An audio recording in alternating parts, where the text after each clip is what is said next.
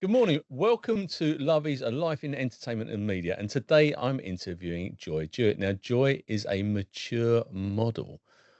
Good morning to you. Welcome to the podcast. Thank you so much for agreeing to take part at such a short notice and welcome. Well, thank you, Paul. I'm glad to be here. And this is my first podcast since starting modeling 16 months ago. Well, So I'm let's honored hope it's to the be here. best one that you've done so far. It is the best one so far. Where did it all begin for Joy and how did you make the journey to becoming a mature model? Wow. Good question. I went to Rome in August of 2023 after having cancer. I decided to go to Rome, little vacation. I was literally sitting in a restaurant talking to the owner in the cafe side of it outside. And I started laughing. Well, this very distinguished white head man walked past, heard me laughing, turned around, came back, and looked at me and said, "Are you Joy Jewett?" And I'm like, "Yes, I am." He goes, "Oh, you're older and you don't have red hair anymore." I No said, way. "Yeah," and it's almost 50 years.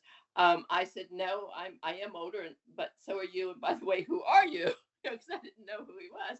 And he gave me his name and he asked me what I was doing. And I said, "Well, I came here to just put my head on straight to figure out what I'm going to do with the rest of my life because I'm now widowed and after 36 years of marriage, I had no idea what I was going to do, and I didn't go into all the other stuff." And he goes, "I'm gonna tell you what you're gonna do." He said, "Stand up." And I'm a person when you give me a command, I'm like, I'm up. I'll do it. Okay. I stood up. He goes, "You're still skinny. You're still attractive, and you're gonna go back to modeling." And I laughed. And he goes, How cool. I'm not kidding." Next day I met him. He had bought me a pair of red spike heels, and when I say spike, I mean 6 inches, about Wow. 12 centimeters. And he goes, "I'm walking you up and down the street here. And have you? I'm sure you've been to Rome. Well, the Spanish Steps. Got to the Spanish Steps. Put those heels on. You're going to go up. You're going to come down. You're going to go up. You're going to come down. You're going to go up. You come down." Well, about doing that about 8 times and out of breath because I'm old, 72. I said, "I don't think I could do this." And he goes, "Oh, you're doing it so well." So that was the start. I went back to the United States, took a trip to New York from where I lived in Maryland, met an agency, not thinking they'd sign me. And it was about 2 weeks before New York Fashion Week. They signed me on the spot. Wow. And I walked my first show in New York Fashion Week in September of 2023. Wow. So that's the beginning. Well, Yeah. I'm going to take you back even further because there's obviously more to this story. Yeah. Where were you born? My birth certificate says Washington, D.C. Right. So, kid born in Washington, D.C. What did your parents do? My parents didn't raise me, Right. so Sorry. I no, that's okay. I don't know. I was Right. raised by an aunt, my mother's sister, and her husband. So my connection to my birth parents was I mean I saw them, but it was limited. So Right. I'm sorry. no, that's okay. No. It's fine. I had a good life. I can't complain. It's. So you're a kid growing up in DC, and Mhm. because we're talking, I, I honestly didn't think you were 72, and I'm not just saying that. So, Yeah, I but am.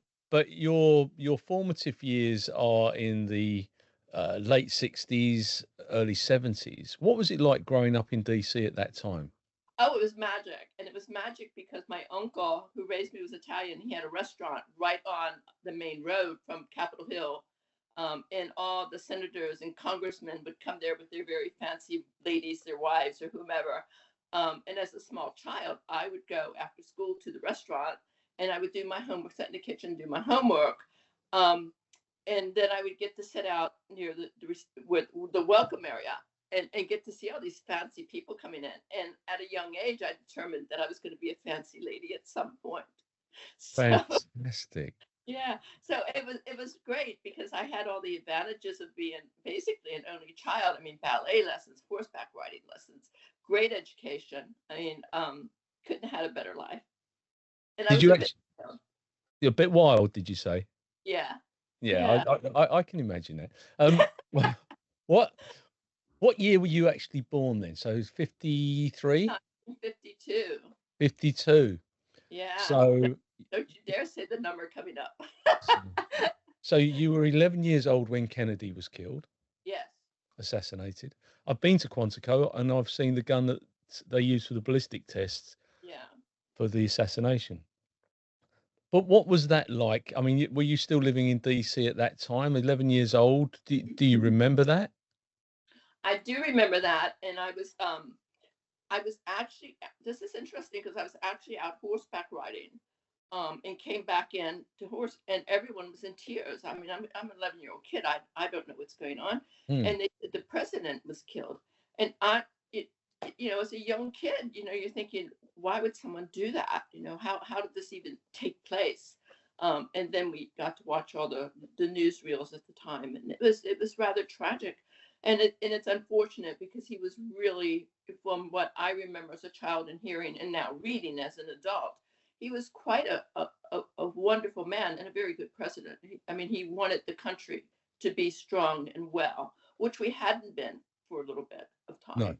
So, no. After, I mean, you're talking about 18 years after the end of the Second World War, yeah. so it was, there were a lot of issues going on, and you know, the Cuban Missile Crisis and what have you. So there were lots of things taking place in the world at that time. Yeah. Where did you go to school? I went to a Catholic school, and then I graduated at age 16, and then moved to Germany to go to college. Germany. Yeah, Why yeah. Germany? Because I think as a 16-year-old girl, and having a little bit of money in my pocket, and I knew I was fairly intelligent, um, spoke a little German, and thought, why not? So I applied and was accepted, to a German university, and then packed my bags and left. Wow. Yeah.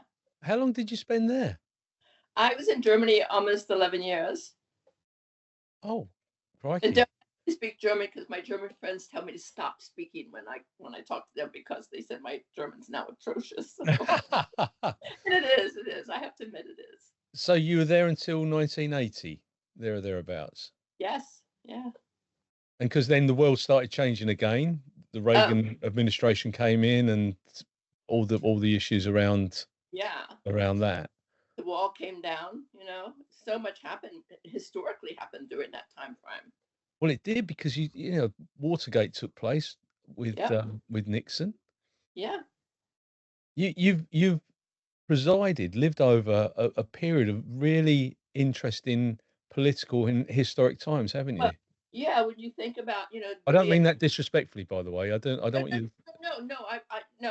I realize I'm walking history, kind of, sort of. No, I mean, we had the Vietnam War. Yeah, Many protests in Washington D.C. over it. The hippie generation.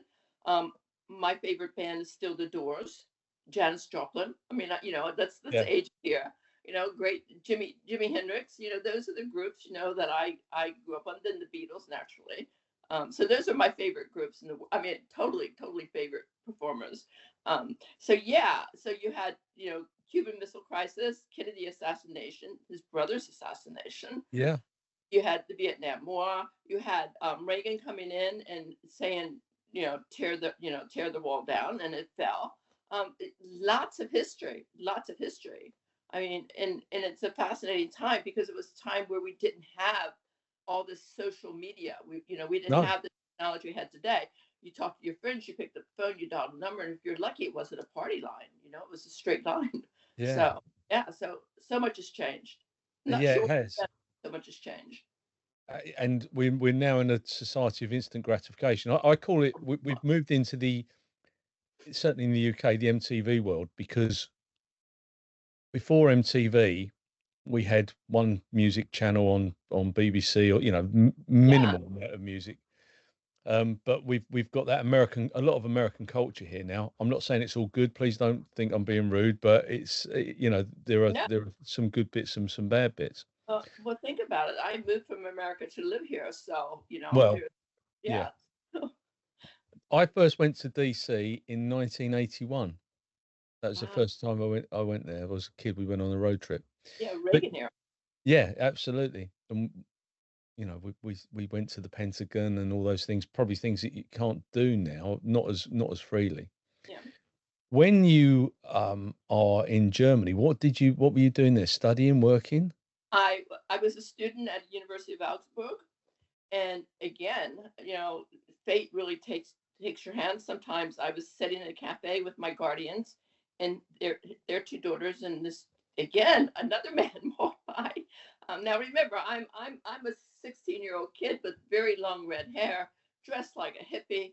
I'm out there in my own space, quite honestly, college student. Man walked by, saw us sitting there.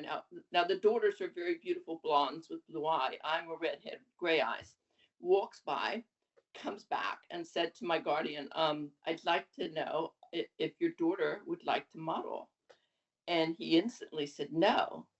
And both the girls said no, thank you. I said nothing because I didn't think he was talking about me.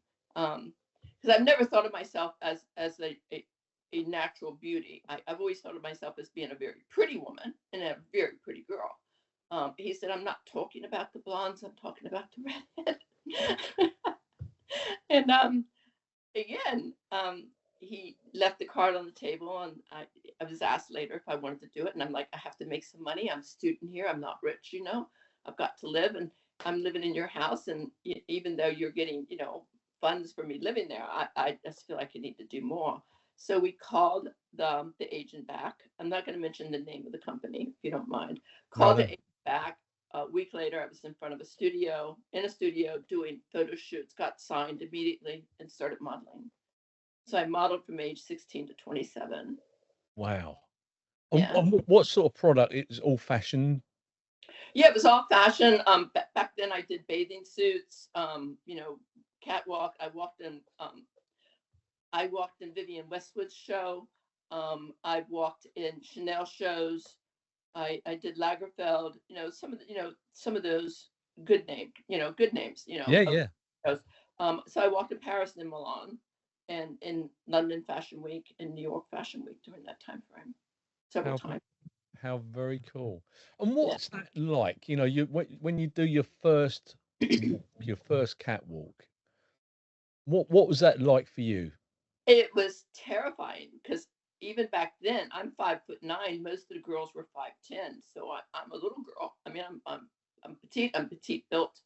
Um, so it was terrifying because you're standing back there and you're seeing all these gorgeous, gorgeous, gorgeous girls. And this is before fillers and Botox and young girls getting facelifts and nose jobs. These were natural looking, beautiful women. Um, and you feel awkward because it doesn't matter how pretty you are as a woman, you constantly think, "I'm not that pretty, I'm not this, I'm not that." And all women do it. The most beautiful women in the world, Elizabeth Taylor, did it. I mean, and she's the most beautiful woman in the world. So it was very awkward, but it was so much fun because I was young, and I was younger than most of the models there. They took very good care of me. I mean, they just took it. But walking on that catwalk, once you hit it, it's like, "Oh my God, I'm doing this. I can do this." And I did it. I did And, it. and this is a time where fashion photography, I'm not saying it's not an art now because it is, Mhm. but of course they had to get the shot, didn't they? Whilst you were there, they had 36 exposures in the camera. Yeah. They had to, and time was money, getting the processing done. They didn't know until they processed it whether it was the right shot. Now it all comes up on a screen and they'll pick the one that they Yeah. want. I mean, that's what people don't realize is that it was done on film. It wasn't done on a disc. It was film. Yeah, And they had to change that film doing these shows. So they yeah, missed a lot of good shots. yeah, So, absolutely. but no, it was a thrilling time. And then coming back in it, it's now so different. It is now so different. But I have to tell you, the first time I walked in New York recently, last year, well, in 2023, I was terrified. Were you? Yeah. Um, Again, because I'm in a room. I'm older, much older than most of the girls on the runway, and they've had a lot of them have had cosmetic enhancement. I'm there with my wrinkles. I'm there, looking my 71 years. But again, it worked. I did a good great job. I got on that runway and I did such a fantastic job. And that's what matters to me.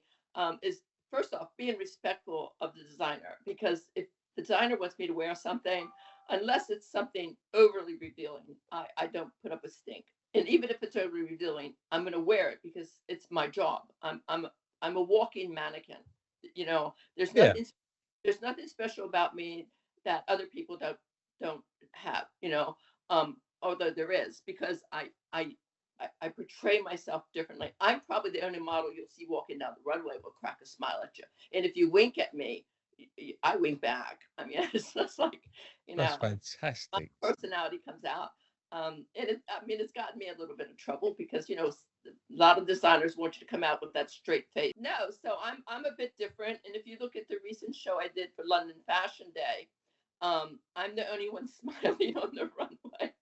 You know, I'm the only one coming out there. I'm so happy to be here. You know, that's my attitude. I'm happy to be here. I'm happy to do this. I love it.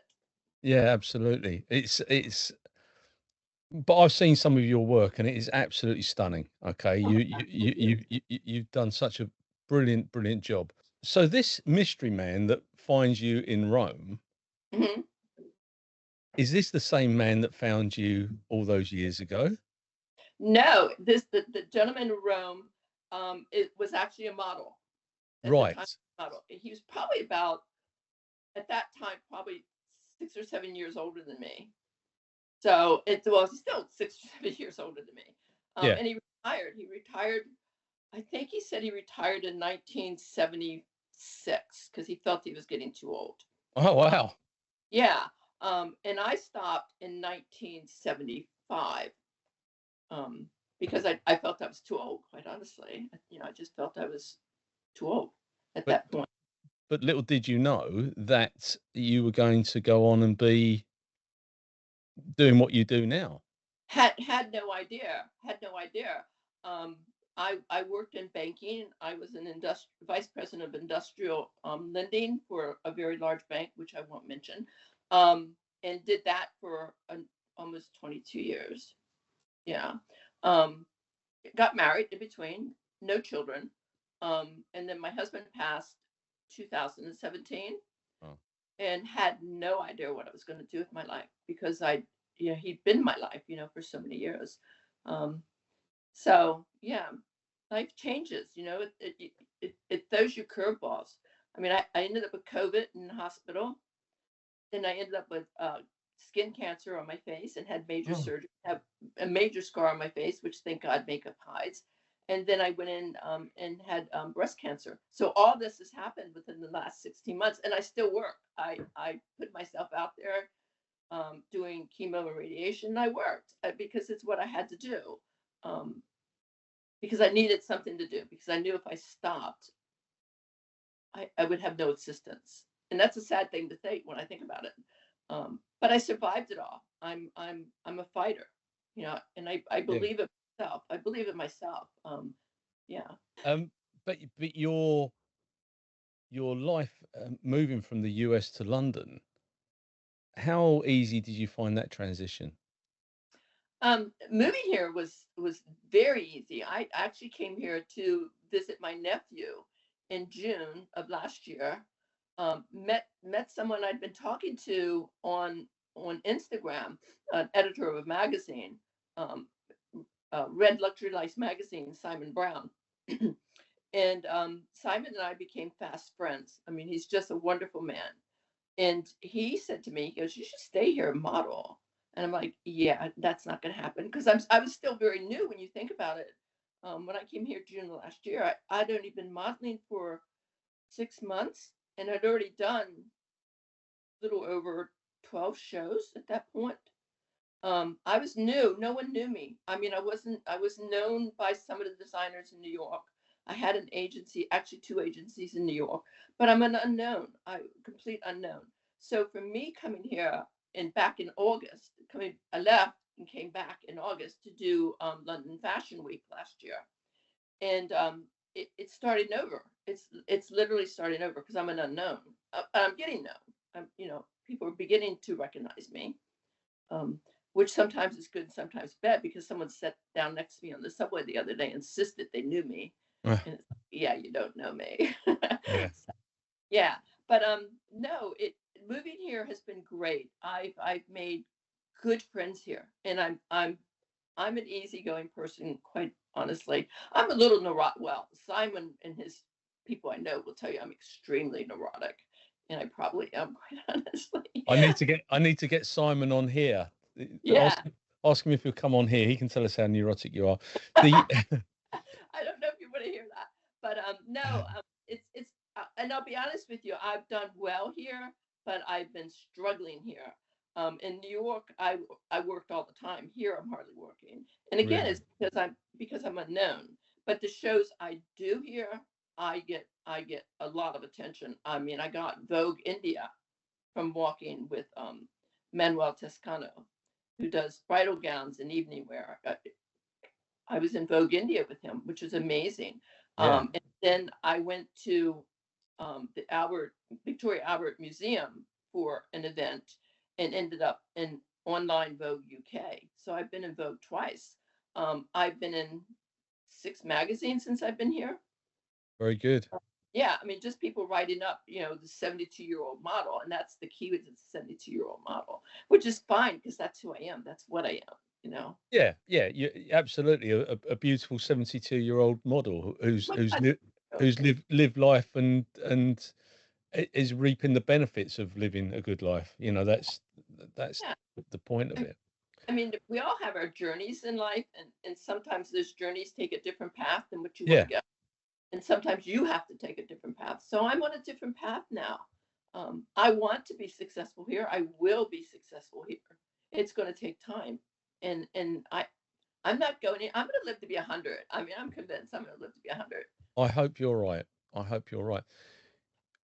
Do you still have family in the US? I do. I And do. what do they think? What do they think of this 72-year-old model?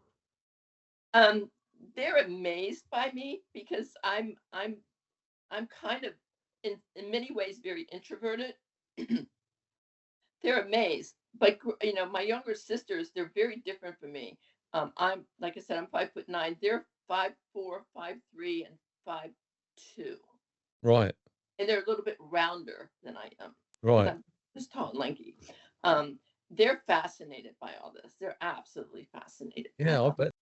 But the fact is, it is a fascinating life, isn't it? Because you're doing things that people would pay money to do. That Yeah, they'd love to have the courage to get up and do what you do. And I understand the bit about the introvert because not everybody that undertakes an extrovert life is an extrovert. They've got exactly. that's their release. I know Yeah, people that sing in bands that are very insular, but they'll get up and sing in front of thousands of people, but they've got a very insular life and very private as well, which is surprising. yeah. I fairly much. I wouldn't say I isolate myself, but I fairly much do. I don't know if you know it or not, but I write poetry. I published one book, and I'm getting ready to publish another book here in UK. I'm waiting for the illustrator to finish the illustrations. Um, and then that book will be published here, a book of poetry. And like I said, I write the love story series, which I'd like to turn into a TV series if possible. So, there's a lot going on that I do within myself here at my flat. So Do you do you self-publish or have you got a publisher? I've been self-publishing through Amazon. But I okay. need to find a publisher, but that will come in time. Yeah, absolutely. You're obviously a very creative person, but were you always this creative? Yeah, I was the type of kid that I would rather go off in the woods and sit down with a pen and paper and write whatever I saw, like write little short stories even as a kid. Um, I'm I'm a wordy person. I like words. I like using words. I like words to describe emotions and feelings and other people's emotions and feelings. I told a friend once I was flying back from a fashion show in Los Angeles, Los Angeles, and I was on the phone talking to him, and I said, "Give me a word, I'll write you a poem." And he said, "Plain." So I wrote within 5 minutes. I wrote him a poem and sent it to him. He was amazed that I did that. So I'm wordy creative. I have a good imagination. Um, I'm not. I can't. I've tried painting. It's a talent I don't have. Right. Yeah. So, but if you give me words, I can do anything with words. Now, I live in a town where a man called Andrew Motion comes from, and Andrew Motion was the poet laureate, Yeah. and he said he won't do a podcast with me, but that's another story. He's a knight of the realm, and he was the poet laureate for Her Majesty the Queen, Queen Elizabeth. So Wow. I asked him. He said, "I've said all I want to say about being a poet laureate." I said, "Well, it wasn't all about that, but anyway." Um, when you are asked to go into do a photo shoot, Mhm. where do you travel to in order to undertake these different shoots? Oh, well, lately it's been all over London. Um, when I was back in the States, it was all over the States, basically whatever was required of me. I have, I was just asked to go to Paris to do a collaboration with a very well-known photographer there. So I will after I will go. I'll probably go sometime in March to do that. But I'll travel any place. I mean, if it's a good job, um, I'll go wherever you need me to go. I have no restrictions on my ability to move around Europe or England. Um, I'll just go wherever. How easy was it to make the transition from the US to the UK? Did you have to go through a visa process? Yeah, And I'm actually still right now going through the visa process.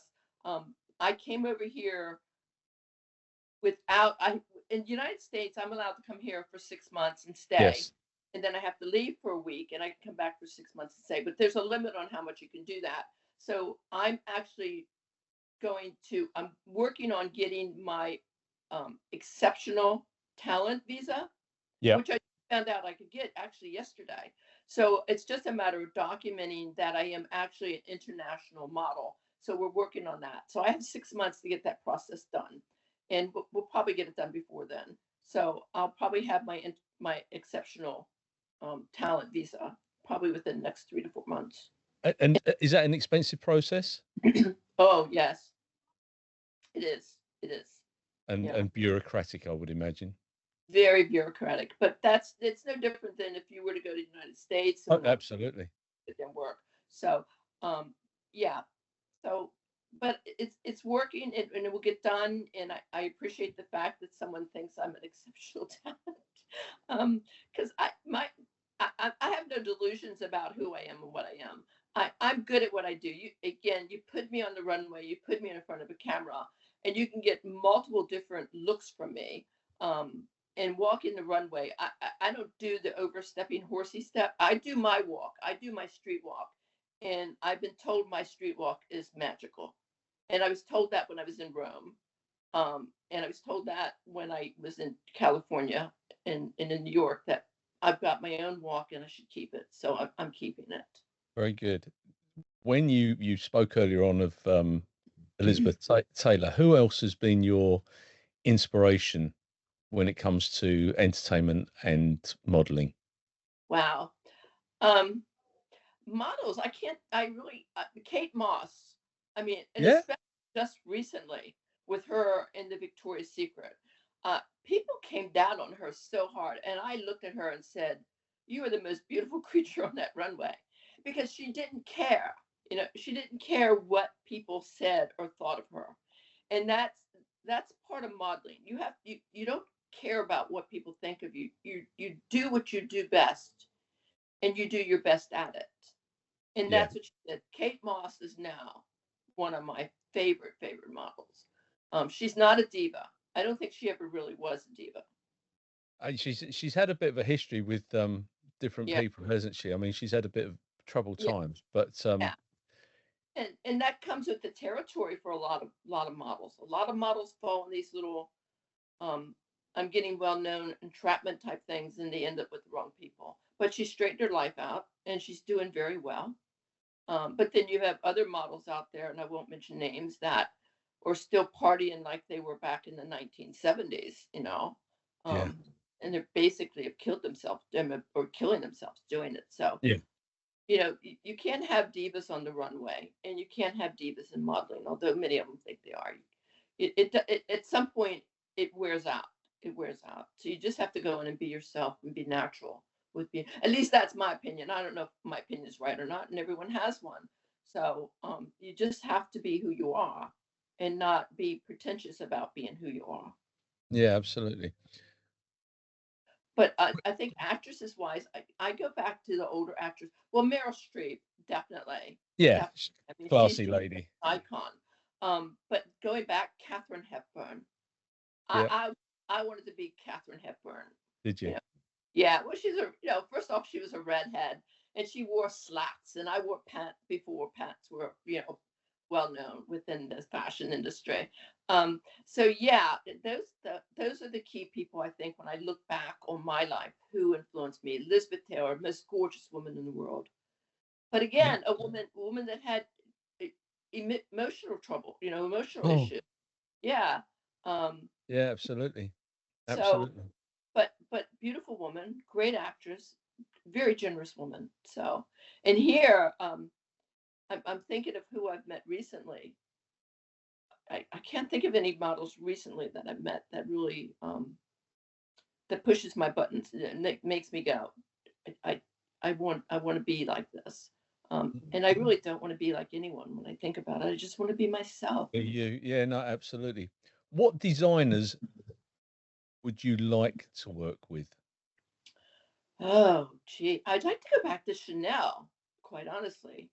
I mean, always classic, always beautiful. Yeah. Um, here, Helen Anthony, I love the way he designs. He's imaginative, he's colorful. Um, he uses fabrics made in Scotland. Most of his plaids and tweeds are from Scotland. Um, there's a couple of unknown that I would like to maybe walk with. Some ones that take in refurbished clothing. I can't think of their names off the top of my head, so forgive me. Um, I don't know Gucci. Again, I walked for them many years ago. Yeah. Um, Did I you don't. meet Vivienne Westwood? You spoke earlier I on about. did. I walked in Vivienne Westwood's show. Yeah. I would do. I would do her show again, even though she's no longer. I do. What was she like though, as a person? Because she maintained this iconic lifestyle, but in fact she lived a very simple life. She still lived in the same flat that she lived in when she was with Malcolm McLaren, and the Yeah. She first off, she always made you feel good about yourself. You'd go in and you'd have like a really cruddy day, and you're talking to other models and you're trashing yourself. She'd come up and say, "Don't do that. Don't do that. Just be who you are. Don't worry about anything or anyone. Just be who you are." Very generous. She yeah, was very generous to some of the younger models that were maybe struggling financially. Very, very generous person. A very kind person. Yeah. She was a fantastic. great lady. I mean, people don't realize that because she did lead, a life that she kind of a quiet lifestyle. Very great lady. Yeah. Yeah, and her work is iconic. Barry, who I did a podcast with, he's producing a program around antique clothing. Actually, I think it's called the Antiques Clothes Show, which is all about iconic designers. So your Vivienne Westwoods and so on, who are I cl- think that's they're fascinating because they're I collectibles. I have a Halston dress um, that he gave to me at the end of the show because he thought it was an atrocious dress. Um, Really? it's one of the first photo shoots I did. It's the black dress with the sort of rhinestone design on the shoulder. Yeah, that dress was given to me by him after the show because he thought it was an atrocious dress, but he thought it looked good on me, so he gave it to me. Wow. Yeah, and and unfortunately, I had a house fire about 20 years ago and lost everything I ever did in modeling. Oh, And for some reason, I grabbed that dress. I grabbed that dress. oh wow. Yeah. I mean, That's. everything in the house was gone. I mean, everything in the house was gone, including cars. But I have that dress, which is Do you still interesting. have a base in the US? No, no. I have a house in U.S. Um, but my younger sister lives in it now. Right. So yeah, and I'm not, I really want to make it here. I want to be a European known model. I wouldn't mind going to Yeah. Australia to do something in Australia, but I for whatever reason, when I came here, and it's interesting because since my husband died, I've not felt I've been at home. I just felt there was no home for me. But since coming here, and I felt it's interesting within the month I was here with my nephew, I felt so at home here. I felt that I belonged here and that I needed to be here. And it was a very, and I wrote a poem about it. It was I mean, to the point of tears, where when I had to go back after my 45-day visit here, I was in absolute tears. And unfortunately, Simon Brown was the bunt of those tears. He took me to the airport, and he stood at the airport, and I'm like holding on to him, going, I don't want to go, I don't want to go, I don't want to go, I don't want to go. I just feel at home. And I don't know how I can express it in a poem, but I can't express it here. So, No, no, I understand. I mean, I felt like I felt like there was just a gravity here that was holding me. Yeah. Yeah, and I think that without getting political, the world politics are so divisive at the moment, and they're probably more divisive in the US than they are anywhere else. But Yeah. I mean, the US is still a great country, and I it won't trash is. it because it gave me life, basically. Um, but things have changed to the point where I I can't live in the environment which was been created over the last 12 years, No, 12, 13 years. Yeah. yeah, there's no moderation. It's either Yeah. one way or the other, isn't it? Yeah. How do you know Kelly?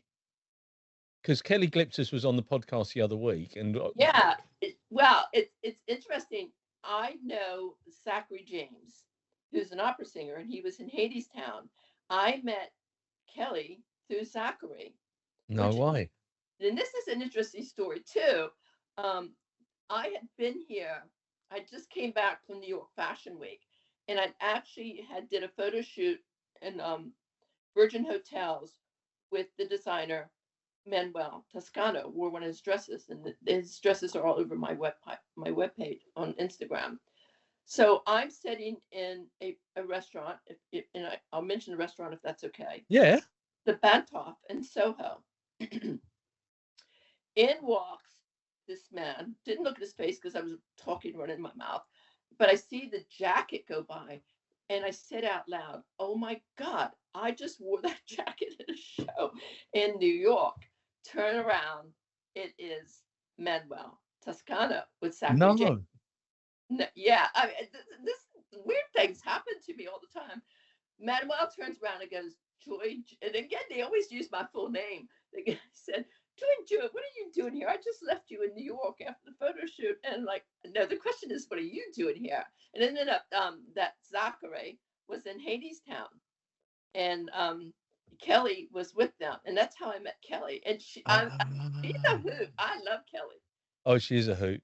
Yeah, but boy, can that girl sing. Oh my Oh Lord. yeah, she Yeah, is she's a phenomenal. fire. She's just a fire. Do you know what I love about Kelly? She is one of God's triers. She doesn't give up. Nothing will beat her back. Mm-mm. No. She is just out there, and she will work her backside off in order to achieve, and she has achieved. Yeah. And she's got a brilliant, brilliant voice, and working on the West End, Yeah. she's just but she's a fantastic person. Yeah. I mean, I was getting ready to say, not only does she have beautiful vocal cords, she's a beautiful face, Oh but yeah. her heart, her heart is bigger than my flat. I mean, she's just a generous, wonderful person, and that's something interesting about being here, because I've not met a lot of people, but the people I meet are so good-hearted, just so kind and good-hearted. It's overwhelming. It's Yeah. overwhelming. And Kelly's one of them. I mean, Kelly is just like, And she said to me, she actually, when I saw her the last time I talked, she goes, "I'm going to introduce you to someone. You're going to be on their podcast." And I laughed. I actually laughed. I said, "No, that's not going to happen. I've never done a podcast. I'll be horrible at it." And she goes, "No, no, no, no. You're," she said, "you're natural." And Yeah, I'm you like, are. "If you say so." So So what next for Joy Jewett then? What are you going to do next? I need to introduce you to Jamie Jewett, spelt different way, but yeah, he's my nephew. He was a model for Calvin Klein, Abercrombie Fitch, and he shared a flat with some guy, a Ralph Lauren model, when they lived in New York. yeah, So yeah, he's up there and he's done. But I should introduce you really. yeah. I would love to meet him. I would love to meet him. Yeah, that Yeah, would be nice. But Jewett is spelled a little bit different. I think when my family left Wales and went to United States, they changed the spelling of it, or someone changed the spelling of it. I'm not sure what yeah. they did. So, but the Immigration. original spelling, yeah, it was the Jewett, where Yeah, mine is Ewett. So yeah. yeah. So But it's all what's right. yeah, what's next for me? Um, I don't know yet. I'm gonna get the book done. I'm gonna work on the series that I'm working on. I'm walking in London Fashion Week, which is nice. I did not go to New York. I was offered 3 jobs in New York, but it just didn't make sense at the time for me to go because first off I want to get the book done. I have a couple of shows that I'm doing in the fall fashion week here. I didn't go out for anything in Paris this year or Milan just because I need to get my immigration status worked out. Yeah. Um, I've signed with an agency in the Netherlands. It's DC Models, and then I'm signed with Golden Age Models in Sweden. I'm signed with an agency here by the name of Crumb Models. I'm looking for a mother house, and that's what I really need to concentrate on is finding a strong mother house here that can get me better known. So What we'll does see. that? What's a mother house? A mother house is a management company basically, and what they do is they manage your marketing, your branding. And I Right. don't have I've not had that at all. But I'm finding now that I need it just because I am getting to be a little better known, and I can't manage myself quite honestly, because I don't know enough people to do that. Right. So Mother House will manage my branding, will make sure my Instagram looks really good. They'll introduce me to agencies and designers, so I can go either direction. I can go through an agency or I can go through a designer.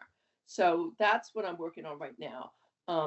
I applied at a company named um, Four Walls Management here. I haven't heard back from them yet, but that's not unusual because there's so many people out there trying to become models that you don't always get picked.